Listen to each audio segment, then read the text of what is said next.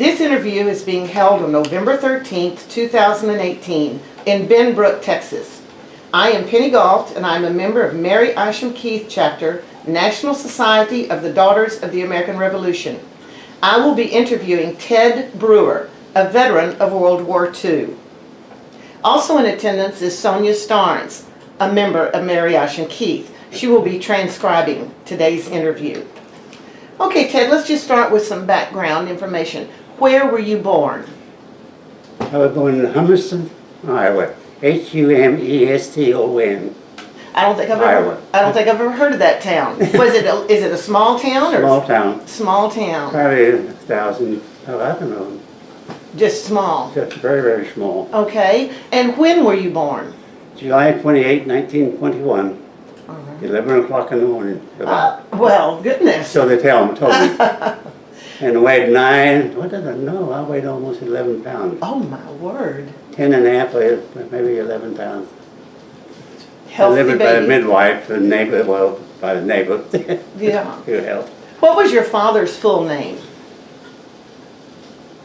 Harry didn't have He didn't have a middle name? No. Harry Brewer. Okay. What did he do for a living? Well, he was a handyman in the garage, sweeping and cleaning up and helping the mechanics. He didn't have,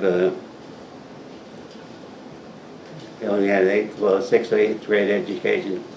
But he was a very capable mechanic, but he didn't get paid as a mechanic, but he cleaned around the garage and helped.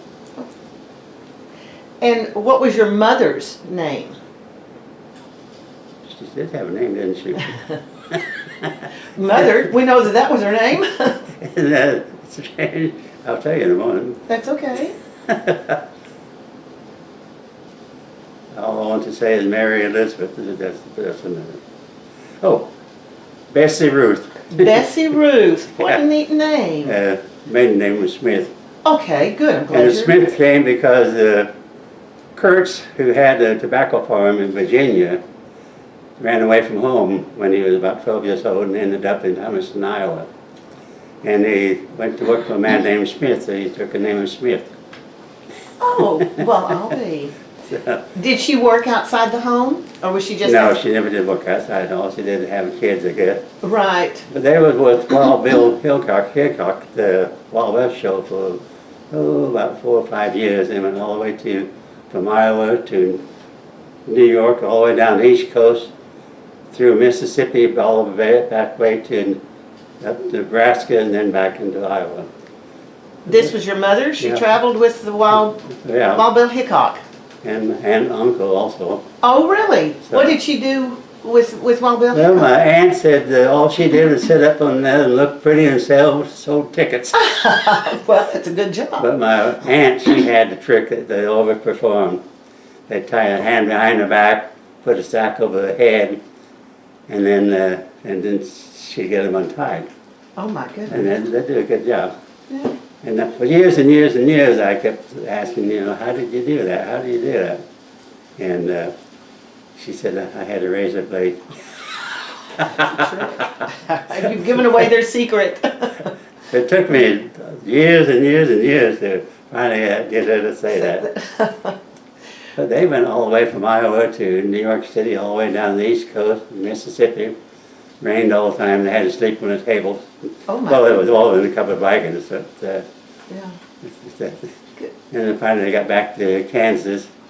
And my brother just older than I was born in Kansas, about 150 miles from home. How many brothers and sisters did you have? There's 10 of us. 10? Oh my 10 goodness. kids, yeah. Can you remember all their names? Oh, I hope so. Okay. You want to know all the names? We do. The oldest is Robert Dean. Oh, you're recording this? Yeah. Mm-hmm. Okay. I thought, well, you're writing. Robert Dean, George, Ted, and Joe. And my sisters are Violet, Marjorie, Glennis, June, that one, Joy. Joy came 2 or 3 years after my mother was unable to have babies. So that's why she was named Joy. But apparently she was able to have babies. Oh, well, how exciting. Yeah. Did any of your brothers serve in the military? My brother Joe, Okay. he was in the Marines, and he had 2 ships torpedoed out from under him Oh, goodness. and survived them both. That's good. That's great. My older brother worked in, well, they didn't call him up, he was too old, but the next one worked in the defense industry all during the war in Iowa. Everybody did their part. Yeah. You were married, correct? Yes. What was your wife's maiden name? What was her name? Mary Elizabeth Gillen, Gillen. Gillen, Okay. from Granbury, Texas. Oh. And do you have any children? I have one daughter, Elizabeth. Okay. And what's her married name? Or is she married? Goldman. Oh, right. Golemon. Goldman, as she says. Go live in. There you go. There you go. Before you, excuse me, did you enlist or were you drafted? I was drafted. You were drafted. What were you doing before you got drafted? Well, after I got out of high school, my best friend and I hopped a freight train at midnight, well, a passenger train, and we had just clothes we had on us, and the water car had a little platform on the side. And all the smoke and the chunk of fire and coal came down on top of us. And we rode from midnight until 8 o'clock the next morning. And then they stopped 50 miles west of Chicago. So we climbed up on top of the water car. Of course, they had stopped for water. So we got kicked off. So we stayed there all day. And then about 8 o'clock or 7 that night, the freight train was taken out. I ran and caught it. My goodness. And then they stopped the train, and I got off, and I said, "Thank you very much." Because had I stayed on that train, I would end up downtown Chicago, and the bulls, the police, would have beaten me up a little bit, and I would have been thrown in jail. So I lucked out on that. Really? So we finally waited, and about midnight, we got a freight train that was going into Chicago. And then 50 miles away, and we saw the light. Oh, that must be Chicago. It wasn't Chicago, just a little suburb south of Chicago. So we jumped off. The train going about 40 miles an hour and 45. And if I hadn't caught my friend just in time, he would have jumped directly into the switch. Ooh. So we jumped off and rolled down the hill onto the highway and started walking towards the light we saw. And just at that time the bus came along, the last bus leaving that town to go to downtown Chicago. And he said, "Well, where are you going?" I said, "Well, we don't know, but they told us to go to 63rd Street on the south side."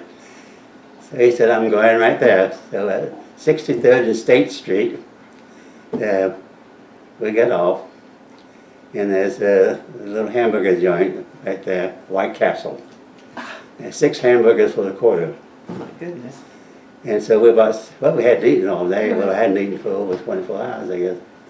So we bought 6 hamburgers and ate those and washed our hands. And you can imagine all the smoke and everything coming down on top of it for the hours on end, how it looked. And waited, and then we both went downtown, took the L downtown and got jobs. Okay, and when did you decide to, or when did they draft you? When did you? I went into service in January of 43. I went in on January 10th, and got out 3 years later in 46 on January the 10th. Okay. So you were drafted in Chicago? Yeah, Is that I was where you working went in a steel mill. I had a critical job. I could have stayed out if I wanted to. But you better not be in Chicago if you didn't have a uniform on. Oh, really? Oh, well, they were patriotic. Oh, well. You wouldn't expect it so much, but they were. Well, yeah. I imagine during that time the United States was very patriotic. Yeah. By that Well, time. never. I would have enlisted, but I was in, actually, I could have been deferred if I wanted to. I had a critical job in the Right. steel mill. it never occurred to me to not go. Right, right, well, It just didn't ever occur, you know. right. I think most young men at that time Yeah. felt that way. Yeah, I think that you better feel that way. In Chicago, you better have a uniform on, too. What branch of the military were you in? I was in the cavalry, Okay, mechanized cavalry. okay, so what is that, tanks, what is Well, that? we had, no, it was really scouts. Oh, okay, And so I rode a motorcycle, that was my first job. And a scout, I was a scout. right, But then they made me, they kept giving me promotions. And I ended up as first sergeant. So after about, see, when did I make first sergeant? I'd been in maybe only about 4 or 5 months. oh, And all my unit from Camp Maxey went overseas during the war, and almost 100% casualty. They held me back to go to OCS. So I was there about a month or 6 weeks, and they decided they had too many candidates. So they said, you have 5 days to get out to California. It's a ticket. oh, really? So you had, they didn't, it wasn't, they didn't come pick you up and take you out there, you had to get out there on your own? So I left Camp Maxey, I was in Camp Maxey then. Went home, spent one night, the next day got on a train and went out to California. Were you married at this time? No. You weren't married yet, so you didn't have to say good, excuse me, goodbye to family. You just No, got I on was- and went out. I've been about 20 years old though. Right. Yeah. Okay. How was it? My husband told me it's different. One's basic training and one's boot camp. Was yours basic training or was yours? Did they call it boot camp? No, basic training. Basic training. Yeah. Okay. I'm sure it was. I don't know. Right. What was that like? Well, I enjoyed it. You think I enjoyed the Army. I mean, if you can enjoy something. Because I grew up in family tent, we had nothing. We Right. didn't even have anything to eat, but then certainly didn't have clothes. And so People don't believe my stories on that though. No, I believe it. I believe it. I remember one when I was about 5 or 6 years old, I don't remember, they've told me so many times. We didn't have anything to eat, but we'd sit around the table and pretend to be eating. And my brother, just older than I, 2 years, that was killed on his last, on 45th mission, just before he came home, Oh, he really? was shot down and killed. And what was your brother's name? George. George. Okay. And he was in the Air Force. Yeah, well, during the war he went out to California and worked in the aircraft industry, and then he joined. And then they sent him to England, and he had Spitfire for a while, and then he moved up to the next plane up. And then I moved to so he was over there. Right. He was killed on his last mission. He would have come home Oh, goodness. after that last mission. Goodness. And the story is he went back to defend, some that was on the bombing raid, and they was the escort, went back to defend one of his other, pilot, and was shot down then. Right. And we found his body after the war. Really? It was in Czechoslovakia, and then been buried there by someone, and brought back. Brought him back home. Well, that's great. Let's get back to your story. I want to hear about all of y'all sitting around the table when you were small and pretending to eat. Well, Dad ran away from home at about 12. His Kentucky farmers, they were tobacco raisers, and his uncle and his family later on started Reynolds Tobacco in St. Louis. Really? But Dad ran away from him. He must have been about 11 or 12, and just hopped on the train and ended up in Iowa. And he got off on the train in Iowa then, and looking for a job or something, and he went to work for a man named Smith, So he took a name, I thought his name was Smith. He just took his name. So then he married your mother and they had 10 children. Yeah. Goodness. That's My a big... grandmother was from England, and I don't know how she got to almost an Iowa of it. Do you remember her name? Well, yeah, I do. Then I'll tell you in a minute. Okay, that's fine. What was her name? I don't know. That's okay. Maybe I don't remember, but I do. But Right, if it comes to you, come. you can tell me. Okay, you said that when you grew up, you were just very poor, and that sometimes you didn't have enough to eat with your Not family. sometime. Oh, It was every day. really? Every day. Dad made $10 a week. We had 10 kids. And I moved 22 times from the time I was born until they got out of high school. And thought nothing of it. But I know what happened. We couldn't pay the rent, so they would have to move and have another. Right. Go in and clean up another house. And I guess then couldn't pay the rent again. $10 a week, even back in Depression, didn't go very far. No, no. So when you got in the military, you finally had a place where you had food every day? And food. Now that's the thing I enjoy. And clothing. Well, I can understand that. I can certainly understand Good old that. Colleen, Texas. Yeah. It was outside, it's spread out. But I had 3 meals a day. And that's very important. Probably, well, I did have. My friend and I went to Chicago. We got on the train at midnight. I had 90 cents. He didn't even have a nickel. And we had just the clothes we had on. So we got to within 50 miles of Chicago in the morning, and the train stopped, and they kicked us off. Well, you can imagine how I looked at all the smoke and fire and water coming down on top. So we stayed all day long, and then just before midnight, we caught the freight train heading into Chicago, 50 miles out. And we rode about an hour, and we saw some lights, and oh, there's Chicago. So we got on the side and got ready to jump off that train going about 45 miles an hour, 50. And just as he was ready to jet up, I saw that switch. So I pulled him back and went a little way and jumped off. And of course, they were trying 40 miles an hour. We just tumbled down and ended up on the highway. And so I was walking towards that light in that little town, and just at that time the bus came along. And he stopped, and it was 10 cents, no, only a nickel.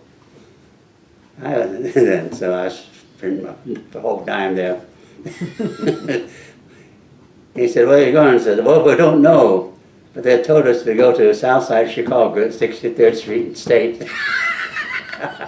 He said, I'm going right by there. So and then he stopped and let us off, and there was a White Castle hamburger joint there.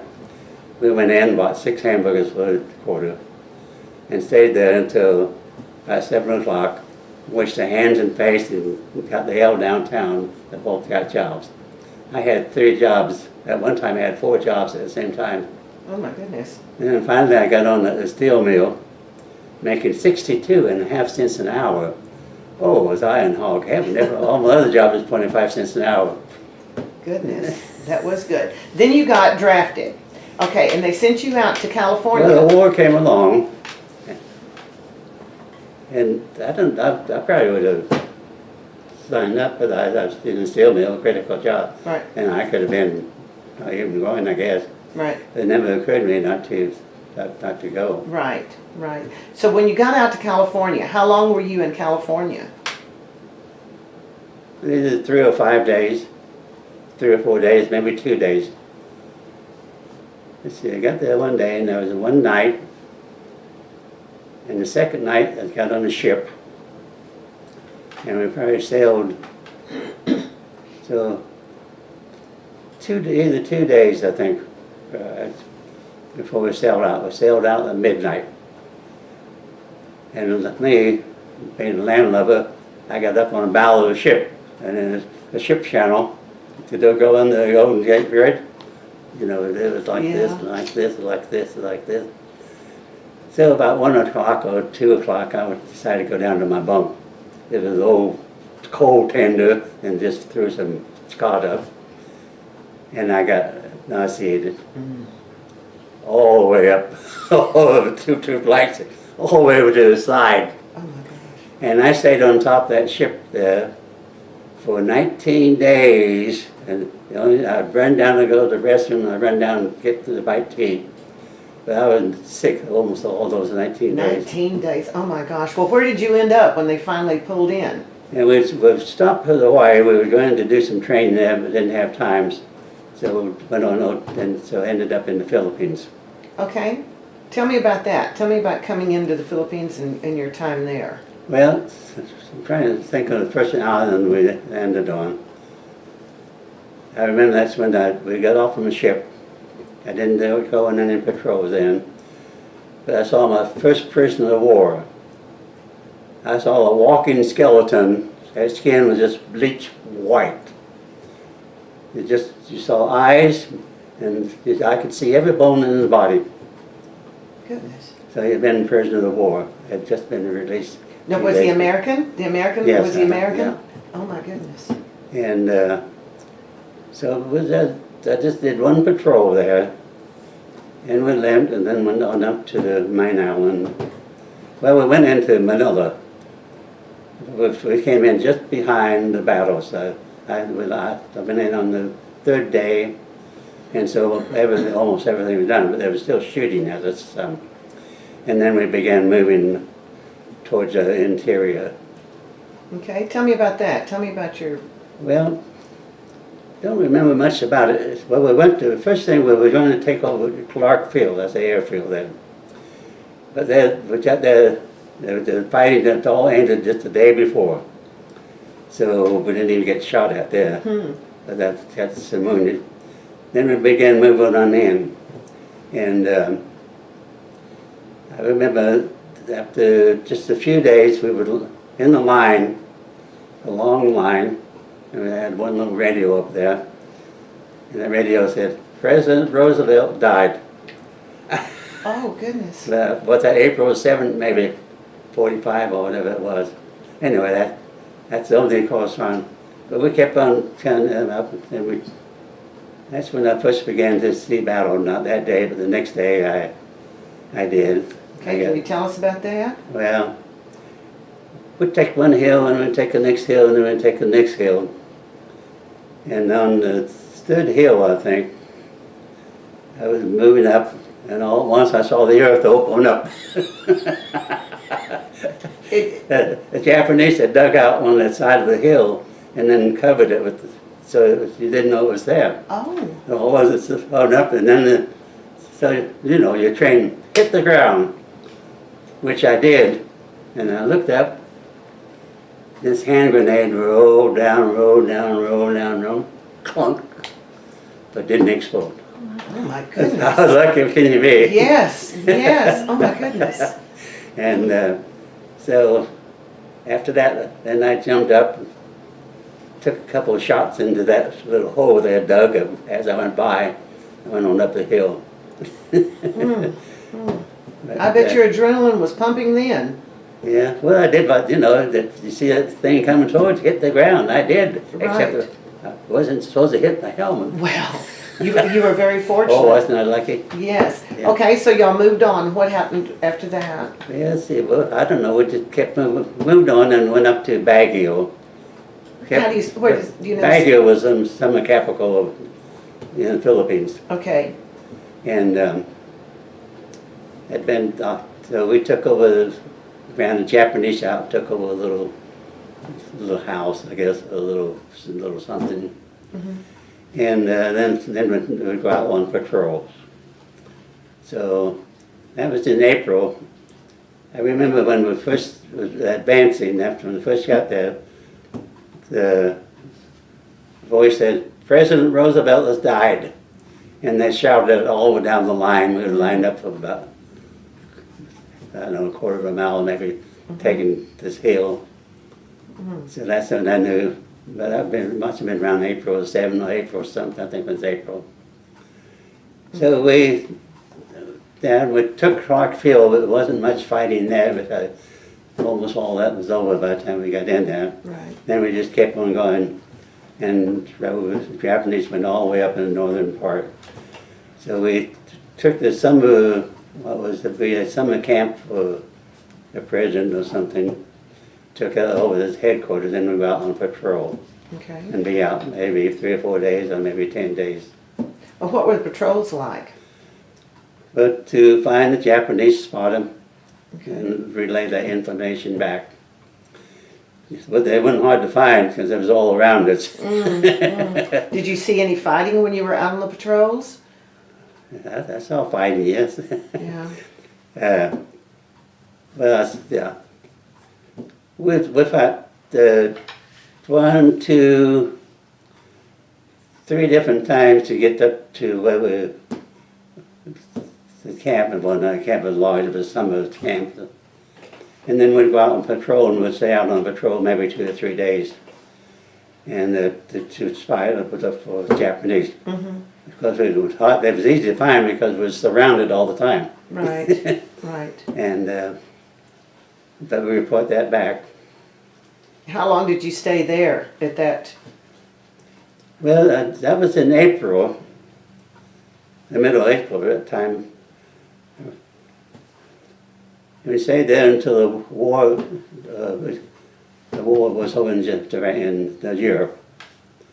So about that time we got, and we had been preparing to move to Japan anyway, to invade Japan at that time. So we stayed just a short time, and within, it was in April, and I got into Japan the first week in August or the last week of July. I tell you, don't write this down. Oh. But my outfit, the Cavalry, we went into Kobe, Japan, over close to 1 million people that took over with 120 men. Oh my goodness. The same day MacArthur went into Tokyo, he had 10,000 troops. I think it was 10,000 of them. Sorry, I won't vouch for that. Plus all these ships out there in the harbor. So here we did, 100 men went in, took over a big city of over 500,000 people, took control of it, and he went in. With all those other the same troops. day he went in, all those ships and all the airplanes flying around. Yeah. And it was so interesting. Went in and we had to be vaccinated before we could leave the ship. Oh really? For what? Well, I guess typhoid, I don't know. Okay. 2 or 3 different vaccinations that we Okay. had to do for that reason. And I remember they had Japanese beer. It was in a bottle about this big and almost half a gallon, I Oh guess. my goodness. And it was 15 cents. Huh. But then we got off, and it was just a building we was trying to bunk. And right after this, what would have been supper time, I looked around and nobody was there. I said, where did everybody go? So I got my driver and got in the Jeep and began driving around and I heard music and went around and looked up and had all these lights on the second floor and the music coming up. All the men had gone over up dancing with the Japanese. The very same day we landed. Oh my within goodness. less than 6 hours, you know. Well, we landed, I think, at 11 or 12 o'clock, and so this would have been 6 o'clock at night. Well, I imagine it was a welcome relief to be able to Well, do I guess they something were having fun. other than be on the ship. Right. Did you see any kind of fighting when you were in Japan? Did you? Not in Japan. Well, Okay. wait, let's see. Did I? No, just in the Philippines. Okay. No fighting in Japan. Right.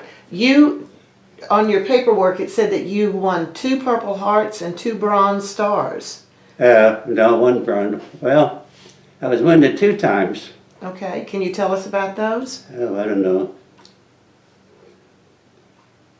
The first time, or the second time, oh yeah, okay.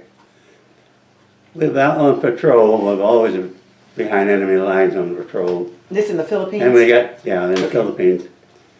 And about 11:30 or 12 o'clock at night, or maybe it's 11 o'clock. We all bunked down, and I was on one side, and they attacked from my side. And they began throwing hand grenades. And of course, immediately it penetrated my helmet. I had blood all running down my face. I knew I was going to die. And what's so interesting to me, you know, it's not to anybody else, I knew that I was going to die. And I said, well, I'm not, should I pray? And I said, no, I don't pray other times, so I'm not going to pray now. But, you know, and in fact, that was a little prayer. Yeah. So we repelled that attack. And see, that we only had about 3 or 4 was wounded from the hand grenades. Let's see, 1, 2, 3, 4, and I was, I guess, 5 of us. And when I repelled, now I'm not going to tell you how I repelled. I got up and ran towards him. Dumb me. Well. Blood streaming down my face. Anyway, they ran them off. They retreated. So then I went around to check on the men. And the first one I checked on, he said, I'm blind, I can't see. So the shrapnel had blinded him. And then mortar was 1 or 2.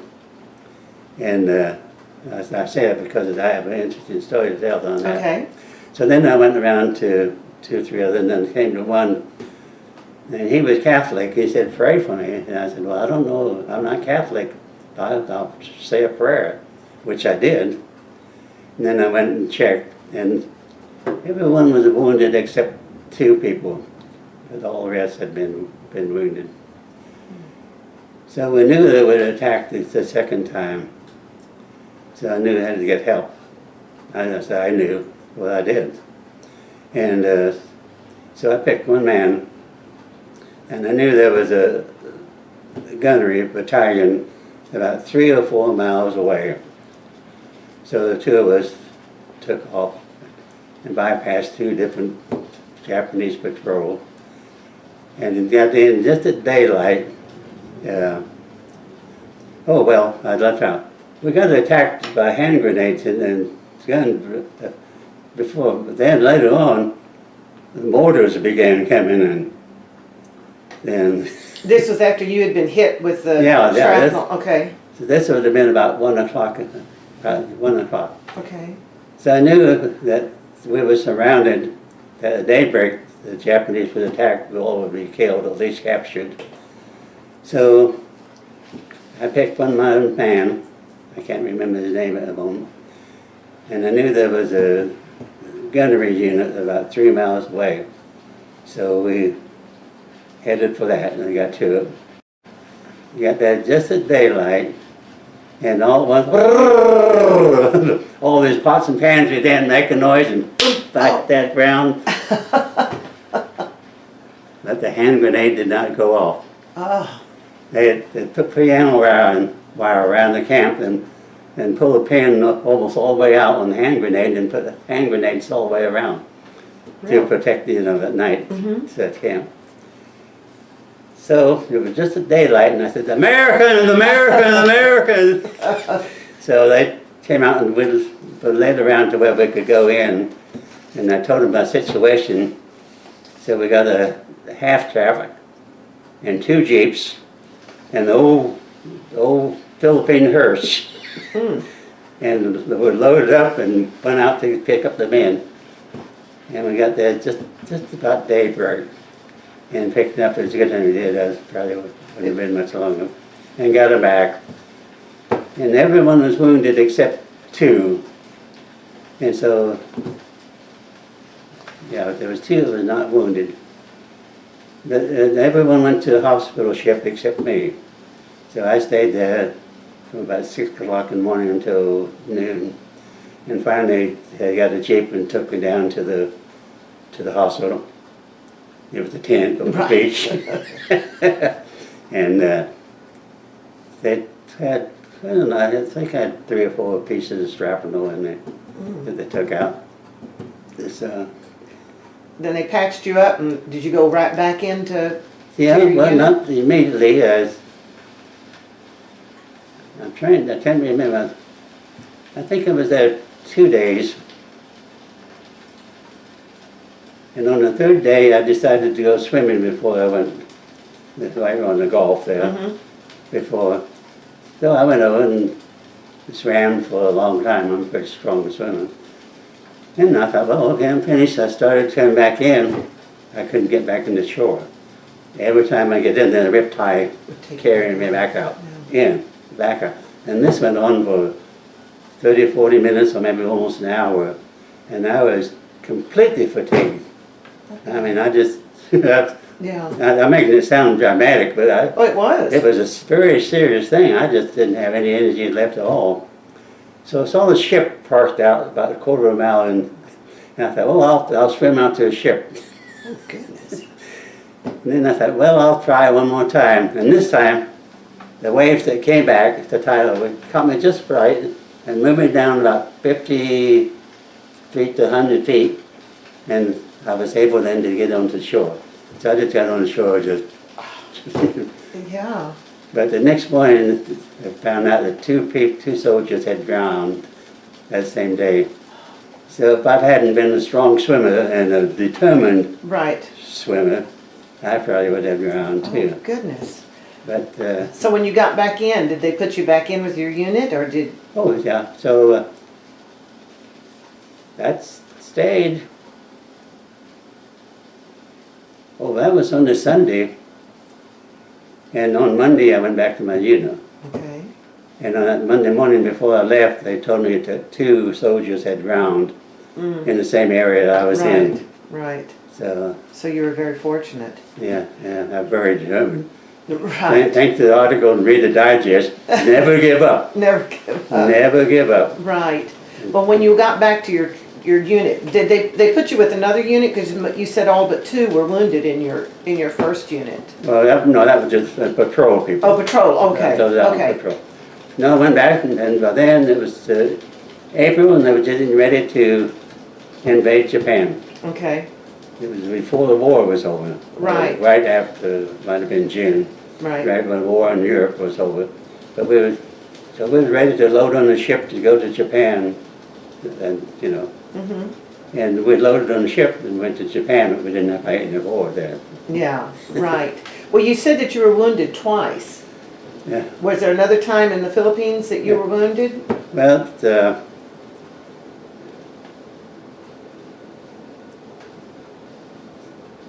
yes. Okay, if you don't want to talk about it. Yeah, well, the first time, it was hand grenade when they attacked. And then the second time, it was mortar shells. Okay. Yeah. So, Okay. Your first time you were wounded in the head. yeah, they went through my helmet. Right. I keep regretting I didn't, and through my helmet liner and hit the head. And Goodness. blood was streaming down my face. Right. And I knew I was going to die. Right. And when I laughed, I said, well, I'm going to die. It didn't bother me that I was going to die. Yeah. I was not afraid of death. And I said to myself, well, should I pray? And then I said, no, I don't pray at other times. I'm not going to pray now. Well. And I thought that was really interesting, Right. But I knew I was going to die. Right. That's interesting. But I guess I knew I didn't have to pray. Well, were you wounded again at the same time in the same conflict right there? Yeah. Then that mortar shell in the chest. Okay, in the chest. Okay. Right left chest. Right. Later on, when they had a mortar attack on the. Okay, so you got wounded in the chest. So they took you back, and your wound in your chest, you were able to go back in? This is, the bullet had gone through my helmet, I keep thinking, Yeah. and hit the head. And then that also, the And chair. they just pat you So I up? went back, when the attack was over, I went around checking all the men. Right, And I'll tell you one interesting. The first man I checked on, he said, I can't see. Well, he had been blinded by Right. the mortar shell. right. And so I don't remember what I said to him, something or other. But then I went around checking. Then I came to a Catholic. He said, pray for me. I said, I'm not Catholic. I think I'm Methodist, but I'll pray for you. So I said the Right. prayer for him. Right, Then I checked on the other right, man. And then about 3 o'clock in the morning, I knew that if we didn't get help, we all would be Right. killed right, because we were completely surrounded by Japanese. right. And, So you took your man and went to the gunnery and about 2 got miles them away and and came through back there. and picked up your men? came back with Right. armored car and 2 Jeeps. Right, and picked up, and And a hearse. old hearse. And a hearse, right, and picked them up. Okay, then they sent you to Japan. Now, how long were you in Japan? Well, we went in April, maybe we got there June the 1st. Anyway, we were loaded in April. Okay, And I guess we got in Japan at the end of April. And set up headquarters in the empty building.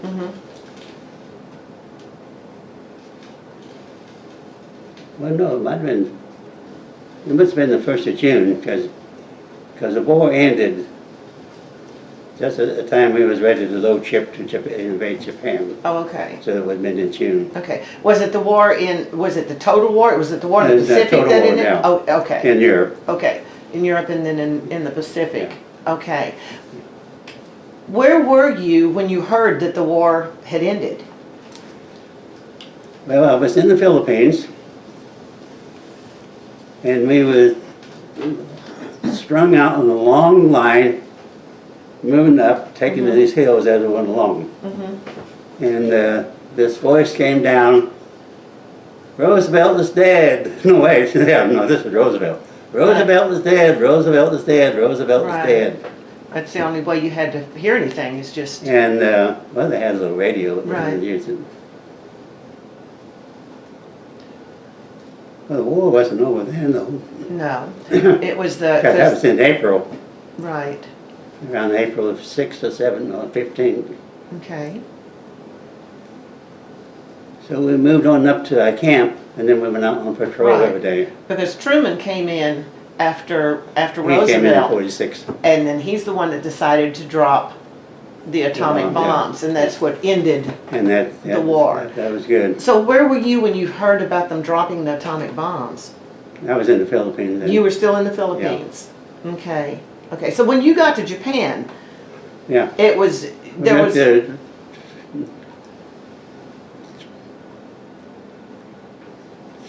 the same day MacArthur went into Tokyo, right, we went into To- Japan, to Kobe. which I think was around the 1st of September, Okay, about the Okay. 2nd. right. Then when did you get to find out you were going to get to come home? I mean, if the war was over, the men should be starting to come back home. Oh, no. I didn't even think about it. Because, see, well, we loaded a ship. So within a 3 weeks, I guess. And the same day MacArthur was in Tokyo, we had landed in Kobe, Kobe, Japan.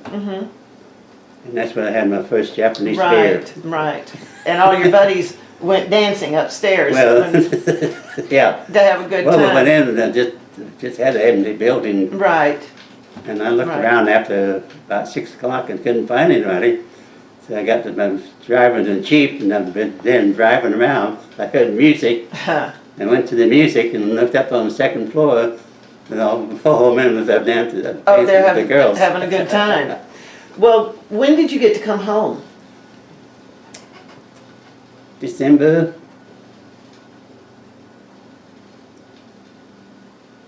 In December the 40. December the 40. December 46. I Okay, want to say 47. No, December the 46th. 46, right. Did you come back into San Francisco or No, New York? 100 miles north of San Francisco. Oh. I'll tell you in a moment. Okay. Well, I bet it was a good I sight. already told you what it was. Well, that's okay. Yeah, I bet it was a good sight to see the Golden Gate Bridge No. and to see. When I went out, I saw that Golden Okay. Gate Bridge, and when I was up on that bridge. Right, and getting got sick. for 30 days. I don't, well, we came under it coming back. Right, right. And we came in at midnight on New Year's Eve. No, we came in about 6 o'clock on New Year's Eve. Mm-hmm. And I wanted some ice cream. So I left the ship and went to, it was a bar, I guess, or a restaurant bar. And the first thing, ice cream cone. I think I might have had a sandwich. And then this pretty lady came in and sat down at the bar and by me and said, "Oh, I'm so happy you are back home. I was so worried about you. My daughter and I were just not sure you was dead and not coming back." Well, I didn't realize it then, but she wanted money. Oh, really? Oh. But I didn't have any money. Right. I had $1 or $2. And I think I bought a sandwich, and then I gave her $1. Yeah. But I didn't realize I was until later. I don't know. Right. Maybe months later that I realized that, you know, that she was there to pick up somebody and get some money.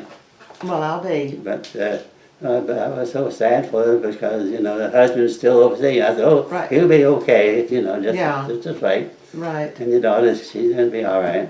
right, I right. didn't have, I only had $1.35, I think. So I wouldn't have been a very good catch anyway. Oh, well.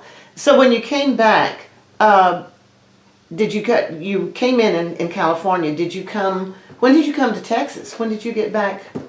I didn't come to Texas, came directly from California to Wichita, Kansas, Okay, and got out of the service then. okay, they discharged you in Yeah, Kansas. it was fast. I bet. I got in, I turned in, see whatever I had, except I kept my pants and shirt, but I turned in everything else. Right. And they gave me a ticket to go home. So you went back to Iowa? Did you go back, or Yeah. did you go back to, you went back to Iowa? And see, I wasn't even there one night. I got there in the morning, and that evening I was out. Yeah. Out of Kansas, heading for home, and got home midnight. Were your mom and dad still there? Oh yeah. Then on the home, they were still in the same place when you got Well, back? yeah, that was in one of the homes. I lived in 20 homes, Right. 18 or 20 homes from the time I was born until. Right. Well, I bet they were glad to see you come back. Bet they Well, were my glad. dog was. He came out. I said, "Quiet." He just immediately. Did you have a hard time getting used to civilian life again? No. Just went right back? No, the Army or nothing.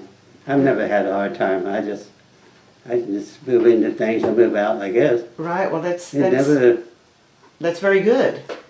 That's I've always been independent. Not independent, Right. but I've never Right. been afraid of doing something. right. Right. What kind of lessons did you learn being in the military? I probably learned some. I don't know. I was pretty smart. I was Eagle Scout. I became an Eagle Scout. I had to wait a year before I was old enough Oh, really? to become an Eagle Scout. Had to be 14, I think. And I got mine when I was 12. Just was 12. So what was your question? Okay. What did the military teach you? What life experiences did you get out of the military? Well, I don't know, not to be afraid, I guess. I'm never afraid. At any time in the fire or ever, I was never afraid. Really? I never he was really, you know, Yeah. even being wounded. I didn't think anything about being wounded. But I said I was wounded and I was bleeding, and I was going to say a prayer. Maybe I was repeating myself. Right. But I said I don't pray anyway, so I Right. didn't pray. So you weren't going to do it then. So well. But I will tell you an interesting thing. On that night, one of the men, that after the attack was over, went around. He said, "I can't see." He was a Jewish boy, and all day long he said, "I smell Japanese around there. I smell Japanese." Well, of course he did, because we were surrounded. But he had was a mortar shell or bullet. Anyway, he was wounded. And what? Oh, I was going to tell you something. What was? Anyway, he said something funny. I thought that was funny. But he could smell the Japanese. Oh, he could smell the He couldn't see, Japanese. but he could smell them. Right. But he said, I can't see. So he was blinded by the mortar shells. And so I went around to all the different men. The third one I went to was Catholic. He said, "Pray for me." I said, "I don't know a Catholic prayer, but I'll give you a prayer," which I did. And I went and prayed for two other people by the time I had made my rounds. And then I began thinking it was after midnight by that time. And I knew I had to do something, because I knew the Japanese had come in, but already come in with a mortar. Right. The hand grenades first, and then second the mortar shells coming in. And I knew the next time they came, we'd all be dead. Or Right. Right. So you had to get out of there and get your men back. I picked one man, and I knew the artillery camp about three miles away, or within 2 or 3 miles. So we bypassed a couple of Japanese patrol and got to the military camp, and all these cans began to rattle. They hit the ground. What they did, they put piano wire around and they tied cans on that, and then tied an explosive hand grenade, and they pulled the pin almost all the way out on the hand grenade. So if you hit that wire, the hand grenade. Right. For some reason, it didn't go off. Well, you were very fortunate. Yeah, I was. So. Well, is there anything that you would like to leave or say to your grandchildren or anyone in the future that may be watching this interview? Is there anything you'd like to leave? Any thoughts you'd like to tell? Just be born in a good family that loves you. Right. And you'll never be afraid. Right. Well. And like this, if you don't have any food, you don't worry about it. Well. We used to pretend with eating. We sit around the table, pretend we was eating. And very realistic at times too. Right. We really thought we'd eat. Right. Well. Well, Mr. Brewer, we certainly thank you for your service and for being willing to step between the United States and her enemies. I have something I want to give you. I had one other. Okay, go ahead. 2 or 3 entries. We went down to Nagoya after the bombing, and the ship to see a friend of mine from Texas. And the ships couldn't get in because the harbor was bombed. So we got in at 6 o'clock at night and had a flat tire and went out of gas. And just the driver and myself. And we saw the light. So we went over to this little house with the light, knocked on the door. The Japanese man came to the door, they come on in. And there was a big room about the size of that room there. And we were sitting there, all at once the girls began coming in. There was 8 of them, I think. And I looked at them and said, "Well, this is very pretty." Well, we were supposed to pick one out. But we finally got the message. So I picked one out. I guess it was a pretty one. And the other garage, it had a little bed, had a little room. And had something up there that made the bed. And pretty soon I finally made out that I was supposed to pick out one of those girls, and I did. So we climbed a ladder up to this little deal above the garage and had fish Oh, and salad. And the fact that she had plucked it off and feed it to me, pluck it off and feed it to me. And the last thing she did was pluck an eye out, which the Japanese consider as a delicacy. That's when I decided I was full. I think I would too. You know, Oh, I think goodness. that was the end of it. But we spent the night there. We stayed awake. One of us stayed awake the whole night. Right, The war was just over. right. And here we were in this city of 1 million people, almost 1 million people have been bombed out. There was one building left in the entire city. And here we were, 2 of us. Yeah, so one of you would stay awake, yeah. Spending time with, but it worked out real nicely. Well, So that's, next morning, he found some gasoline, about a gallon of gasoline in the old can, and put that in the car and took and off. took off. But they could have wiped us out. Yes, they could. Well, it was very fortunate that you got a meal out of it, at least. Oh, yeah, they got everything but the eye. Yes, everything but the eye.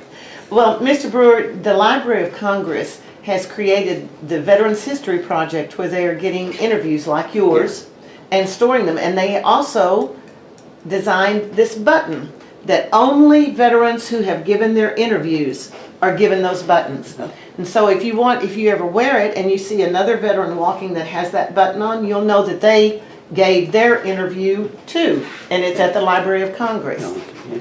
And then I also want to present you with a certificate of appreciation from Mary Isham Keith, and thanking you for being willing to give your interview for us. Well, it wasn't much of an interview, but I hope you got enough. We got You don't need plenty, and we again want to thank you for your service, and we're a very grateful nation that you were willing. Well, I to enjoyed stand. it.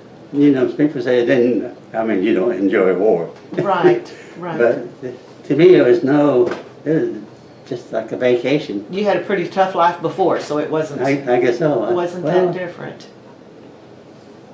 I wasn't afraid to die. I never thought about dying. Right. If I did, I wasn't afraid to die. And I was always in charge, so I never found something to do. Well, we thank And you I again. enjoyed it. The only regret I have, their religion over there, whatever they have the big temples and the priests and whatever they call it. I was invited up to have lunch with them one time. And so I went in and all this beautiful stuff and a little table on the floor and had lunch with the high religious leader, whatever it was called at that time.